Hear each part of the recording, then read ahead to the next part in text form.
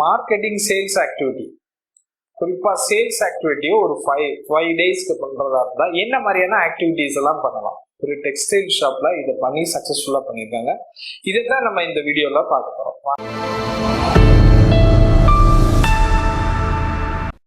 Business சொந்தங்கள் அனைவருக்கும் வணக்கம். நான் உங்கள் பகவீர். சேல்ஸ் ஆக்டிவிட்டி அப்படின்னா ஃபீல்டு சேல்ஸுக்கு போறது. ஒரு நல்ல பிரபலமான ஒரு டெக்ஸ்டைல் ஷோரூம் இருக்குன்னு வச்சுக்கோங்க. கவுண்டர் சேல்ஸ்ல இருக்கிறவங்களை பத்தி பேசல, ஃபீல்டு சேல்ஸ்ல இருக்கிறவங்களை பத்தி பேசல.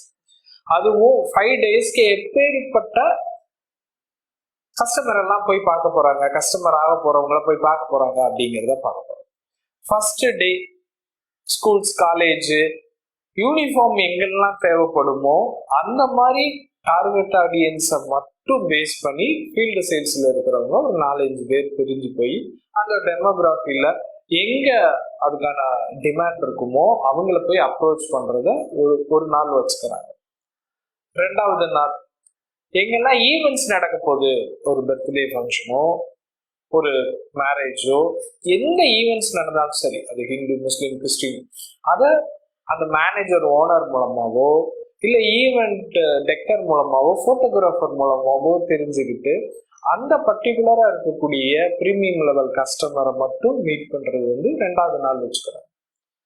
3வது நாள் கார்பரேட் ஆஃபீஸ், ஐடி ஆஃபீஸ், இந்த மாதிரி ஸ்பெசிஃபிக்கா இருக்கக்கூடிய பர்டிகுலரா கன்சியூம் பண்ணக்கூடிய, அதாவது அந்த மாதிரி துணிகளையோ விரும்பக்கூடியவங்களுக்கு பிரீமியமா கொண்டு போய் காமிக்கிறதுக்காக டேட் கேட்கறதோ அல்லது அவங்க வாங்கறதுக்கான வாய்ப்பு அதிகப்படுத்துறதோ, அவங்க பர்டிகுலரா ஷோரூம்க்கு வரக்கூடிய டேட்டுக்காக அவங்களுக்கு ப்ரீவியஸா போய் அவங்க கிட்ட பேசி அந்த ஒரு டேட்டை புக் பண்றது.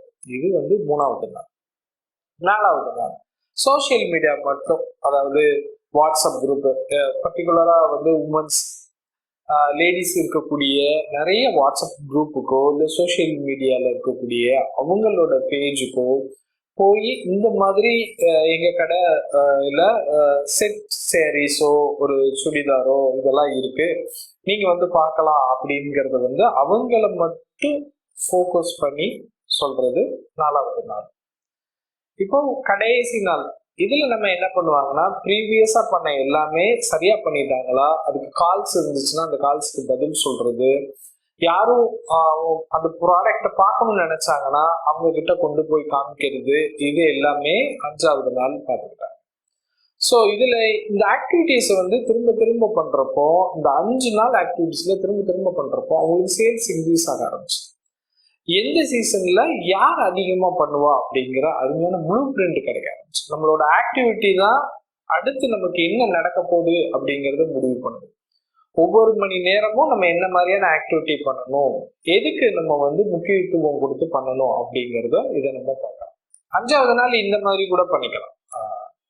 பெரிய பெரிய அபார்ட்மெண்ட் இருக்கு, அந்த அபார்ட்மெண்ட் அசோசியேஷன்ல பேசி இந்த மாதிரி எங்களோட டெக்ஸ்டைல் ஷோரூம்ல நல்ல விதமான ட்ரெஸ்ஸஸ் எல்லாம் இருக்கு, நீங்க பார்க்கலாம், உங்களுக்கு ஒரு டைம் ஸ்லாட் கொடுக்குறோம், நீங்க பாருங்க அப்படின்னு சொல்லி அபார்ட்மெண்ட்ல இருக்கிறவங்களையும் நம்ம என்ன பண்ணலாம், என்கேஜ் பண்ணணும். ஸோ ஒரு 5 நாள்ல ஒவ்வொரு நாளும் என்ன மாதிரியான ஆக்டிவிட்டி பண்ணலாம் அப்படிங்கிறதா நம்ம இந்த வீடியோல பேசிருக்கோம்.